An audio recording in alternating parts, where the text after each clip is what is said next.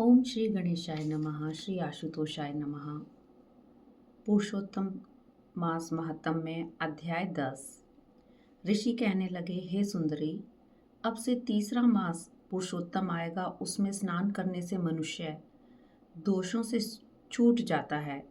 इसके तुल्य कार्तिक आदि कोई भी मास नहीं है। सब मास तथा पक्ष और जो भी पर्व है पुरुषोत्तम मास की 16वीं कला के बराबर भी नहीं है। 12,000 वर्ष गंगा में स्नान करने से जो फल मिलता है और सिन्ह के बृहस्पति में गोदावरी स्नान में गंगा में स्नान करने से जो फल मिलता है, वही फल कहीं भी पुरुषोत्तम मास में एक बार स्नान करने से प्राप्त हो जाता है। यह श्री कृष्ण का प्रिय मास है। इसमें स्नान, दान, जप आदि करने से सब मनोवांछित फल की प्राप्ति होती है। इसलिए तुम भी पुरुषोत्तम मास की सेवा करो। मुनिराज कन्या को ऐसे वचन कहकर चुप हो गए। श्री कृष्ण कहने लगे, हे अर्जुन, मुनि के वचन सुनकर भावों से प्रेरित होकर वह मूढ़ बाला क्रोधित होकर बोली, हे ब्राह्मण, मुझको आपके वचन ठीक नहीं लगे। माघ आदि मास किसी तरह थोड़ा फल देने वाले हैं और कार्तिक आदि मास को कैसे कम कहते हो?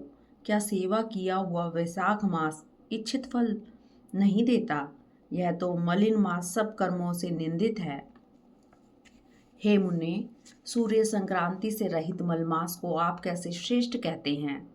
इस तरह क्रोध से कहे गए ब्राह्मण की पुत्री के वचनों को सुनकर ऋषि का शरीर जलने लगा और क्रोध से नेत्र लाल हो गए, परंतु फिर भी मित्र की कन्या को श्राप नहीं दिया और सोचने लगे कि कन्या मूर्ख है, अपने हित अहित को नहीं जानती। पुरुषोत्तम का महात्म्य तो बड़े बड़े ज्ञानी भी नहीं जानते, तो कम बुद्धि वाले पुरुष और कन्याएं कैसे जान सकती हैं? और यह बिना पिता की कन्या दुख रूपी अग्नि से सुलगती हुई मेरे अत्यंत उग्र श्राप को कैसे सहन कर सकेगी?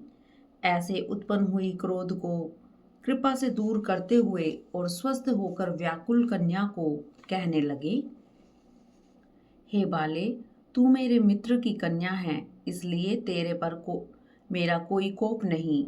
जैसा तेरे निर्भाग्य मन में हो वैसा ही कर, और भी जो कुछ होने वाला है सो सुन मैं कहता हूँ। तूने तो पुरुषोत्तम मास का अनादर किया है। इसका फल इस जन्म में या अगले जन्म में अवश्य होना है। क्योंकि तेरा पिता मेरा मित्र था, इसलिए तुझको श्राप नहीं देता कि तू बालक है, अपने शुभ और अशुभ को नहीं पहचानती। तेरा कल्याण हो, मैं तो नारायण की सेवा में जाता हूँ। श्री कृष्ण कहने लगे कि ऐसा कहकर वह महाक्रोधी तपस्वी मुनि झटपट चले गए और उसी क्षण वह कन्या पुरुषोत्तम के अनादर से कांतिहीन हो गई और अपने मन में विचार करने लगी कि तत्काल फल देने वाले पार्वती पति श्री शंकर की आराधना करूंगी।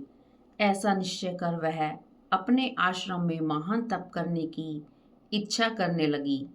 सूत जी बोले, वह बाला प्रबल मुनि के वचनों को निंदित कर तथा बहुत फल वाले विष्णु और ब्रह्मा को छोड़कर अपने वन आश्रम में केवल शंकर की सेवा करने लगी।